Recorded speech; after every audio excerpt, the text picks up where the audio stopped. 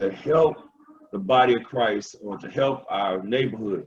A lot of us are passing out food and like all of the suggestions that I made, but in their particular area,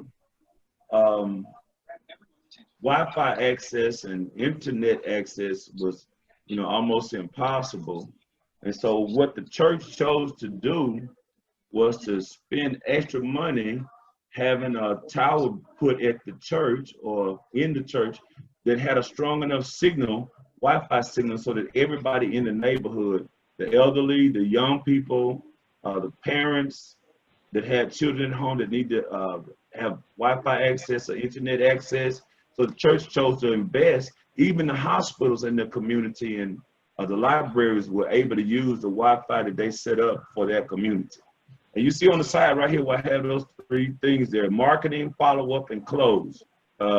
Most of my career before I started teaching was in sales. You got to market your church. Okay.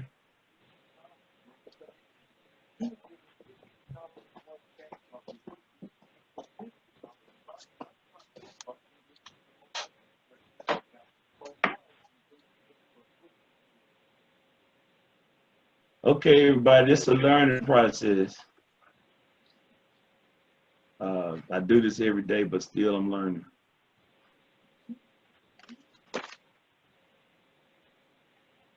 Okay, the three things that you see there, and that's something that I bought from my sales career. Marketing. You got to put out more good news about your church and your ministry than you put out bad news. You have to think of ways and you have to put those ideas on trial. And then once you know that it's going, you got to follow up. You got to take some of the reports that you can get from social media and the other things that give you numbers, figures about who's tuning in.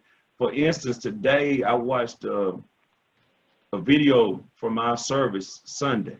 We only had 6 likes and like 3 shares, but we had 500 views.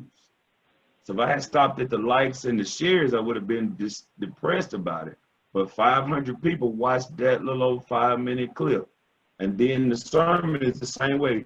And I guess people don't want to like it or share it because they don't want to get all of the feedback from the people that see it or whatever. But sometimes 1,000 people watch what's going on at our little church in the prairie, in the country. And then, ladies and gentlemen, you got to close. You got to learn how to close. You got to learn how to reel that fish and get it in the boat and then let God clean it. I know that's a real cliche, but it's just that simple. Market. Start telling what's good about your church, what's good about your ministry, what's good about your pastor. Follow up with living the life that you're talking about, and close by drawing others to Christ.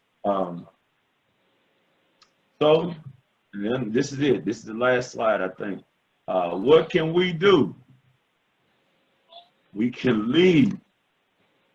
We can lead. And we can follow. And lastly, we can share. Whatever it is that we learn, whatever it is that we have, whatever it is that we come in contact with, we should be sharing it with others. Because whatever we have been doing for the last 50 years, we're probably not gonna be able to do that or do it like that anymore. So we gotta leave, fellas. We gotta get out there, and what we don't know, we gotta learn. And those of you that respect leadership, you learn how to be in fellowship, and the share brings about fellowship.